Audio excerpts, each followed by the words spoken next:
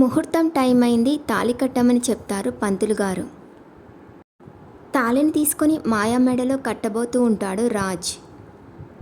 ఏం చేయలేక ఏడుస్తూ ఉండిపోతుంది కావ్య. తాళి కట్టబోతున్న రాజ్ని ఆగు అని అంటాడు సుభాష్. సుభాష్ అలా అరిచేసరికి ఒక్కసారిగా షాక్ అవుతారు ఇంట్లో వాళ్ళందరూ.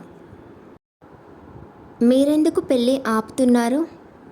తాళి కట్టాల్సిన టైంలో ఎందుకు అడ్డుపడుతున్నారు అని అంటుంది అపర్ణ సుభాష్తో. ఈ పెళ్ళి జరగడానికి వీల్లేదు అని అంటాడు సుభాష్.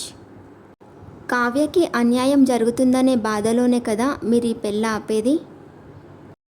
కావాలంటే కావ్యకి ఎలాంటి న్యాయం చేయాలో అది చేద్దాం అని అంటుంది అపర్ణ. ఈ పెళ్ళి జరిగితే కావ్యకి మాత్రమే కాదు రాజ్కి కూడా అన్యాయం జరుగుతుంది అని అంటాడు సుభాష్. సుభాష్ అలా అనడంతో ఒక్కసారిగా షాక్ అవుతుంది అపర్ణ. ఏంటి మీరు అనేది? రాజ్ జీవితం సర్వనాశనం అయిపోవడం ఏంటి? రాజ్ తప్పు చేశాడు కదా అని అంటుంది అపర్ణ. రాజ్ ఏ తప్పు చేయలేదు అని అంటాడు సుభాష్.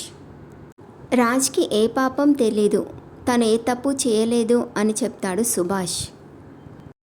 అసలేం జరిగిందో మీకెవ్వరికీ తెలీదు, ఏం జరిగిందో తెలుసా అని నిజం చెప్పబోతూ ఉంటాడు సుభాష్.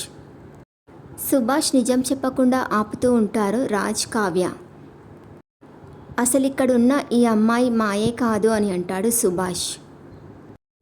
డబ్బు కోసం మాయ పేరుతో ఈ ఇంట్లోకి అడుగు పెట్టింది అని అంటాడు సుభాష్. మరి ఆ బిడ్డ ఎవరు? ఈ మాయే కాదు, ఆ బిడ్డ తండ్రి ఎవరు అని అడుగుతుంది అపర్ణ. ఆ బిడ్డ తండ్రి రాజ్ కాదు అని చెప్తాడు సుభాష్. మరి ఆ బిడ్డ ఎవరు అని అడుగుతుంది అపర్ణ. నా బిడ్డ అని చెప్తాడు సుభాష్.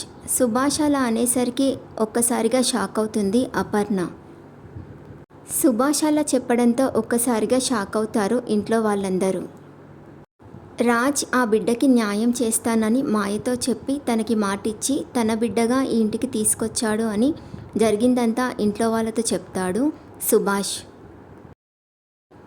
తన తప్పుని క్షమించమని, ఇక జీవితంలో ఎలాంటి తప్పు చేయనని అపర్ణకి క్షమాపణ చెప్తాడు సుభాష్.